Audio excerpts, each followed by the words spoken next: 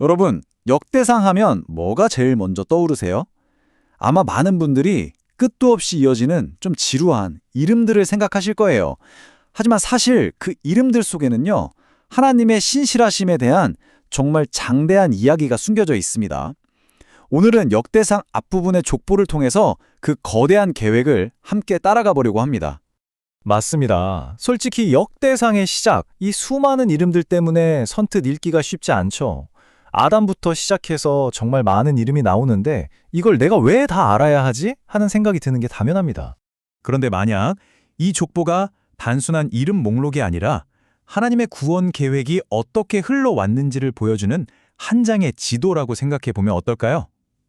이 이름 하나하나가 바로 하나님의 약속이 단 한 번도 끊어지지 않고 이어져 왔다는 살아있는 증거인 셈이죠. 자, 그럼 1장부터 그 지도를 펼쳐보겠습니다. 여기서 우리는 먼저 하나님의 계획이 얼마나 광대한지 그 스케일부터 보게 됩니다.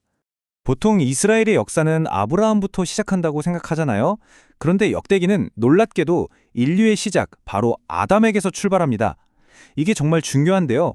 이스라엘의 하나님은 그냥 특정 민족만의 신이 아니라 온 인류를 창조하신 창조주 하나님이시라는 선포로 시작하는 겁니다.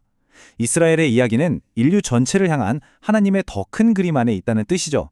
지도는 아담에서 노아로 그리고 그의 세 아들 셈, 함, 야벳을 통해 온 세상으로 쫙 퍼져나갑니다. 그러다가 마치 카메라 렌즈가 줌인하듯이 하나님의 시선은 약속의 혈통인 셈의 계보로 초점을 좁히고요. 마침내 언약의 사람 아브라함을 딱 비춥니다. 수많은 민족 중에서 하나님께서 직접 선택하신 한 사람이 선명하게 드러나는 순간이죠. 그런데 여기서 정말 흥미로운 점이 있어요. 이스라엘의 오랜 대적인 애굽이나 가나안, 또 형제 민족이면서도 늘 적대적이었던 에돔의 족보까지 아주 상세하게 기록한다는 겁니다. 이게 바로 하나님의 주권을 보여주는 거예요. 마치 하나님께서 이렇게 말씀하시는 것 같죠. 너희가 두려워하는 그 민족들도 모두 내 손 안에 있고 나는 그들의 시작과 끝을 다 알고 있다. 1장에서 온 세상을 넓게 비췄다면 2장에서는 렌즈가 확 좁혀집니다. 초점은 단 하나의 지파, 바로 왕이 나올 약속의 통로인 유다 지파에 맞춰집니다. 왜 하필 유다 지파일까요? 그 이유는 이미 창세기 49장에서 야곱이 예언했기 때문입니다. 왕권을 상징하는 규가 유다를 떠나지 않을 것이다. 역대기는 바로 이 오래된 약속이 얼마나 신실하게 성취되는지를 보여주기 위해 유다의 족보를 아주 세밀하게 따라가는 거죠. 여기서 성경의 정직함, 그 위대함이 드러나는 것 같아요.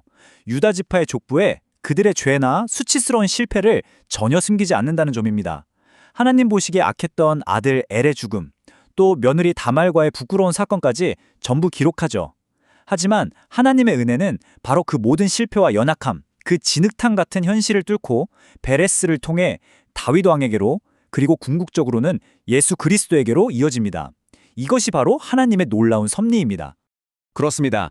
2장의 그 길고 긴 족보가 결국 가리키는 목적지는 단 한 사람, 바로 다윗이었던 겁니다. 다윗은 어느 날 갑자기 나타난 영웅이 아니라 이 모든 인간의 실패와 하나님의 신실하심이 시실과 날실처럼 엮여서 만들어진 언약의 열매였던 거죠. 자, 이제 3장에서는 카메라는 다윗이라는 한 사람과 그의 왕조에 완전히 고정됩니다. 여기서 우리는 그 어떤 상황에서도 결코 무너지지 않는 하나님의 언약을 보게 될 겁니다. 다윗의 가문이라고 해서 뭐 특별했을까요? 전혀요. 아들 암논의 끔찍한 죄, 압살롬의 반역, 온갖 문제로 가득했습니다. 심지어 왕위 계승도 장자 순서대로 된 게 아니라 하나님의 특별한 선택으로 솔로몬에게 이어지죠. 이 모든 것은 하나님의 언약이 인간의 완벽함이 아니라 그 연약함 속에서도 신실하게 이어진다는 사실을 분명하게 보여줍니다. 이 다윗의 계보는 정말 놀라운 생명력을 보여줍니다. 나라가 남북으로 쪼개져도 나라가 통째로 망해서 바벨론의 포로로 끌려가는 최악의 상황 속에서도 다윗의 왕조는 기적처럼 끊어지지 않아요.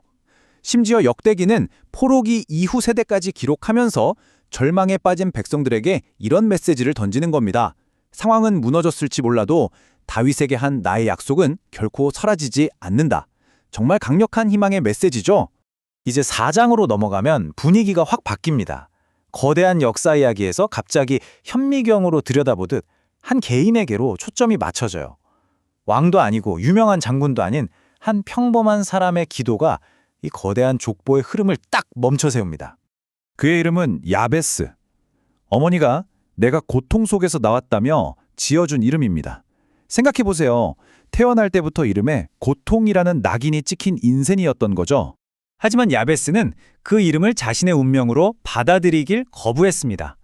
그는 자신의 고통을 끌어안고 하나님께 직접 나아갑니다. 하나님, 제게 제발 복을 주십시오. 나의 영역을 넓혀주시고 주의 손으로 나를 도우셔서 이 고통에서 벗어나게 해주십시오. 그리고 성경의 대답은 정말 놀랍도록 간결하고 또 힘이 있습니다. 하나님이 그가 구하는 것을 허락하셨더라. 수많은 이름들 사이에 이 짧은 이야기를 넣으신 이유는 분명해요. 하나님은 이 거대한 역사를 이끌어 가시는 동시에 이름도 없는 한 사람의 진실한 기도에 귀 기울이시고 응답하시는 분이라는 사실을 우리에게 보여주시는 거죠.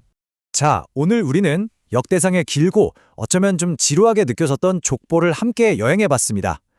지루한 이름의 나열인줄만 알았던 이 본문이 사실은 온 세상을 품으시는 하나님의 거대한 계획이었고 인간의 온갖 실패와 죄악을 뚫고 나아가는 강력한 언약이었으며 모든 것이 무너진 잿더미 속에서도 결코 꺼지지 않는 약속의 불씨였습니다. 그리고 동시에 야베스라는 한 사람의 작은 신음 같은 기도에 귀 기울이시는 하나님의 세밀한 사랑 이야기였던 거죠.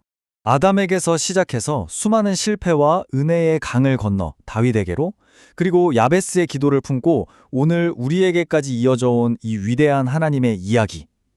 그 장대한 이야기 속에서 오늘을 살아가는 바로 당신의 자리는 어디쯤일까요?